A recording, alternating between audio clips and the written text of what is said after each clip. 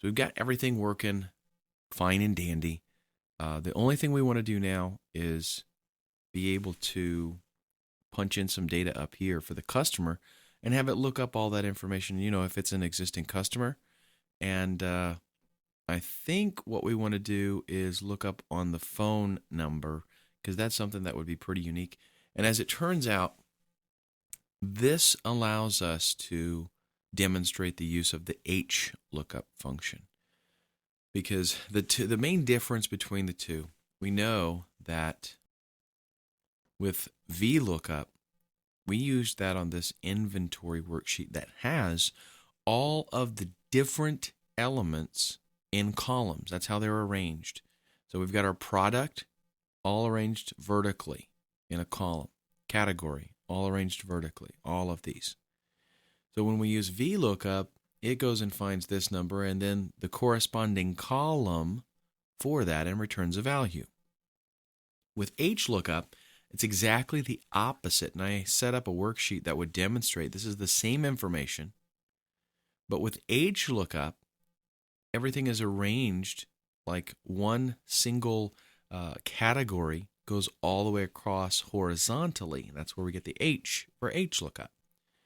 So in this case, whenever we look up the product ID, it then needs to correspond to which row you want to pull that data from. So it totally depends on how your data was arranged. That's the main thing here, because some things, as a human being, it makes more sense to us to arrange them in one way, and some things it makes more sense to arrange in another. What I have done on the customers worksheet here is I have arranged name, address, and city and all this kind of stuff in the format that we're more familiar to, as human beings. That, of course, it doesn't really matter how it's arranged as far as Excel is concerned, but somebody could have arranged this already like this, and then I need to go in there and write some kind of formula to work with this data. That's fine. One thing that I have noticed here, I need to get the phone number up on top, so I'm going to cut that, go up top, and do an insert cut cells to put that at the top because of the lookup that I'm going to do.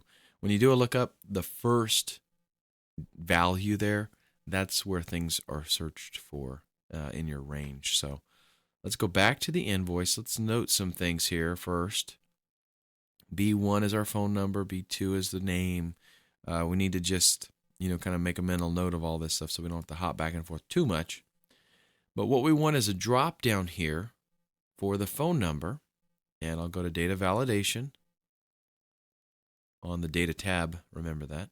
And allow, click the drop down there to go to list and our source. And remember, this is where it is critical to have gotten that information prior, because once you click on this, you can't switch worksheets. So, fortunately, I have done that. And an equal sign, notice I remembered it this time. Customers, and we got to spell it all right, exclamation. And the range that we're looking for here is B1 to, let's say, Z6. So I'm allowing for 25 customers, even though I don't have that information displayed. Must be a delimited list, or, oh, you know what? That's the wrong list. B1 to Z1, not a range. I am totally messing this up. B1 to Z1. There we go.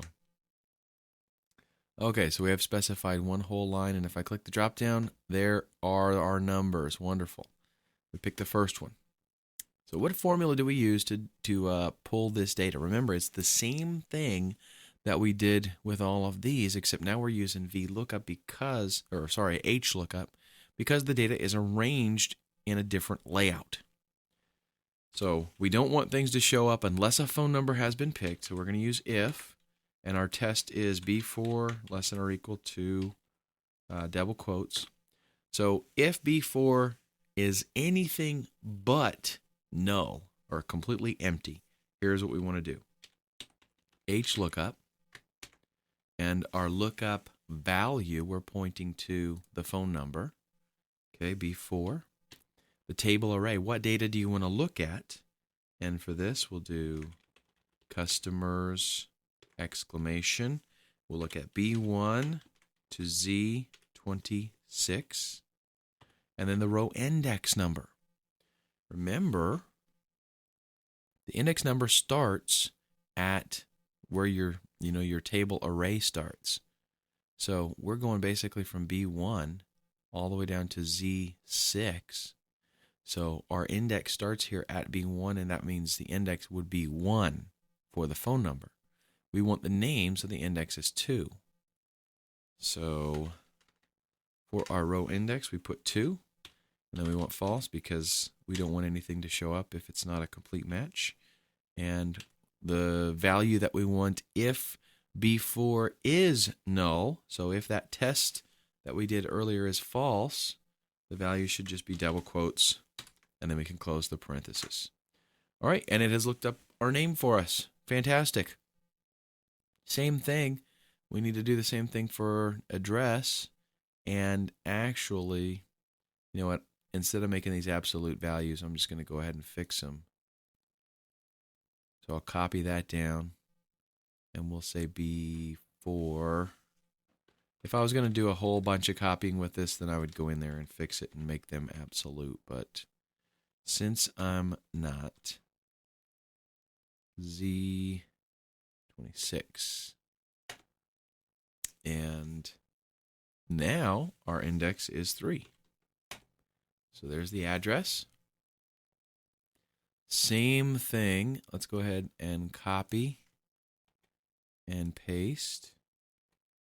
And I will, in fact, paste that there as well and paste that there as well. But now we got to go in and fix things up here. Let's see. B4, hlookup, B4 customers, B1 to Z26, that's correct, index 3. And that's, oh, you know what? I pasted in the wrong place, that's why. Why didn't you tell me something? Were you paying attention?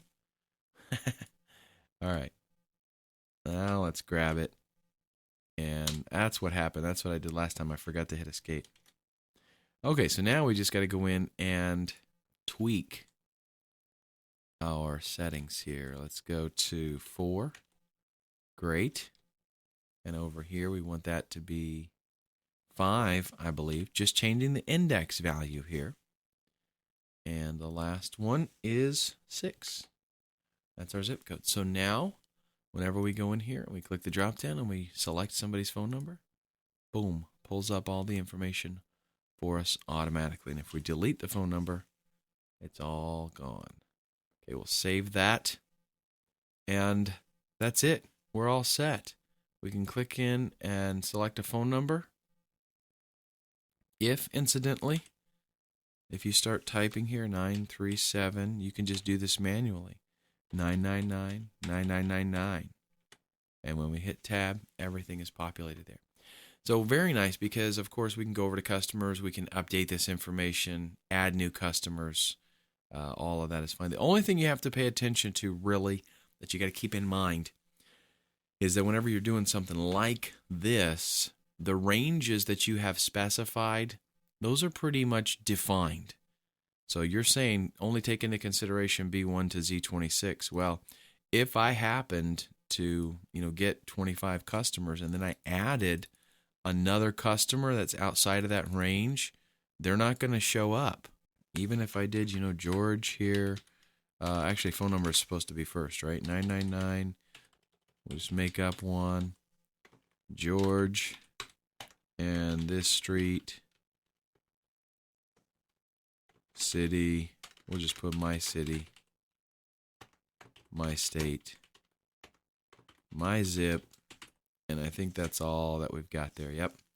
If I go back to invoice here and I click the drop down, you're going to see they don't even show up because they're specified as a range. Like we have the range preset. Even if I go to data validation and I expand that range, let's make it AA.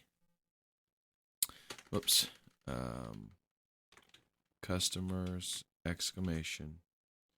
B1. Let's do AA6.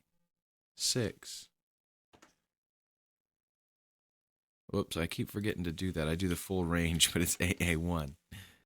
Okay, so we have validated them and added them in here. And I mean, look at all the empty cells that we have here, and we have the phone number. But if we click the phone number, we get all these NAs here because none of these are taking into consideration, the AA column. So that's just something that you have to take into account, kind of keep in the back of your mind. If you set a range up in here, I mean, you have that limitation. So, if you're trying to do all of this inside of Excel, Excel is not a database program. So it doesn't function in the same way that a database does. But you can do similar things. Just, keep in mind that you're specifying a range there, and that is the limit. And I mean, it's a real simple fix. If I did want to include that in here, then I just go in here and I change the range and make it include, column AA. So it's no big deal. But anyhow, that is it. We're going to go ahead now and move on to something even a little bit more fun, pivot tables.